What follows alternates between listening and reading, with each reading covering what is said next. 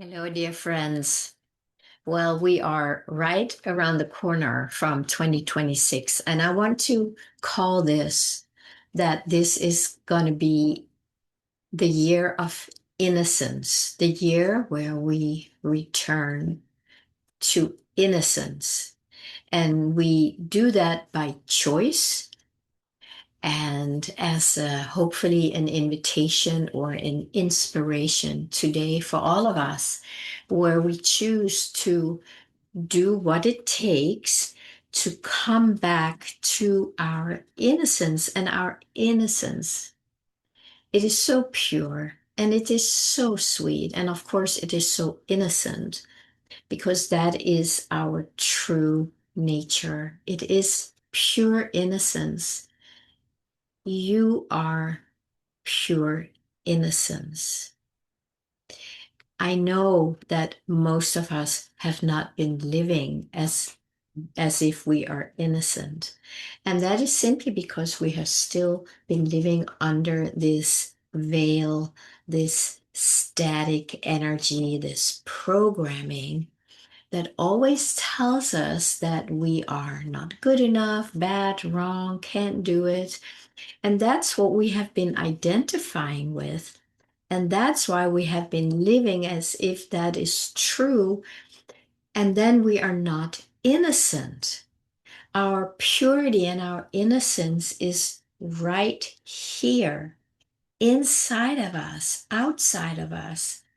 And we can connect back to that by choice. And that's what I want to see if I can just be a little inspiration for us all today to maybe set the intention. That's another intention for the next year where we return back to innocence.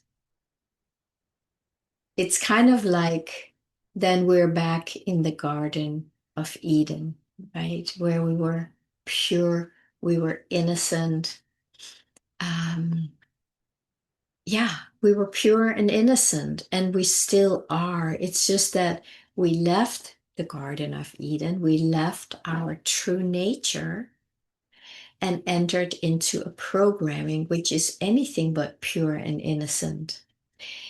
It lives off of duality and battling and other and um, survival, fear. That's not feeling innocent, is it? That's when we go into this mode of, getting strong and I gotta survive and I gotta do whatever I need to do to survive, whether that is competing, comparing, stealing, cheating, lying. That's what the program hypnotizes us to do, to believe. But it is no matter how much we have believed in this programming, it's not true, and we can step out of it. Most of us can't step out of it by choice like that because there's so many layers that we're fully identified with as being not innocent. So, but just for us um, to set a very clear intention, like I want to come back to my innocence. I don't know what my innocence is, but I know that inside I am innocent, and all the things I have done, all the thoughts that were not pure or loving that have been moving through my mind, they are not who we are. So even though we have all done that, we have probably all lied and cheated and stolen and whatever way we have done it, it's time to leave that behind as an identity and as something that we feel bad about, that keeps us very separate from our true innocence. I guess, guys, I just want us to fully embrace that innocence that we are, no matter what we have done that seems other than innocent, no matter what we've done. The invitation today, at least from my side, is that it's okay to start connecting back to your innocence. No matter how bad you've been, no matter how many terrible things you have thought or done, there might be a place for, forgiveness. The word repenting seems very loaded in a way, but it is like where we feel a sense of remorse. Remorse is actually a very beautiful feeling that we can feel inside, because when we have this sense of remorse that of having done something, it's very heartfelt, right? It's like, oh, that's where we need to go, because that's the contraction that we're holding because we've done something bad. So if we can go and really feel like, I am so sorry I did that, whatever it is,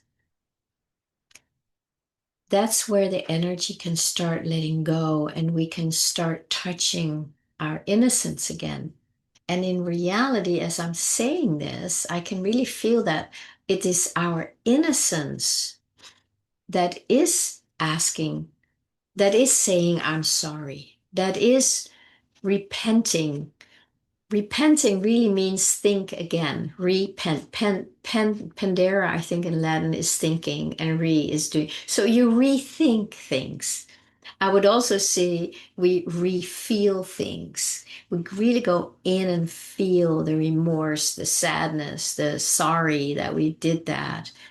And then we let it go, because it is not because we are bad. It is because we have been programmed to act and believe the way we have. It is pure innocence.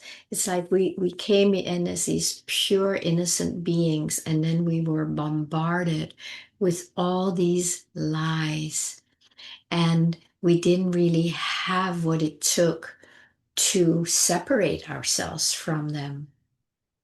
So we identified with them, and in the identifying with that negativity, contraction, the separation, we left our innocence.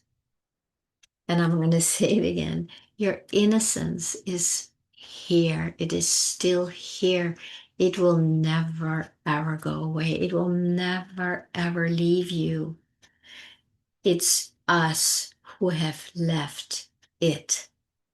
So when we choose and maybe pray or ask for, I want to come back to my innocence, you activate an energy, you activate your own innocence, because you're connecting with it and say, I want to be innocent again. Innocence is so beautiful and so pure. You can see it in a newborn baby or animals, baby animals, kittens, right? So innocent, so pure, so alive, so exuberant. That's our nature. That's how we come in before this programming takes us over. So we want to come back to that. And that's why today, the last day of 2025, let's draw a clear line and say, okay, after this year, I'm going to focus on my innocence. I'm going to ask my innocence to reveal itself.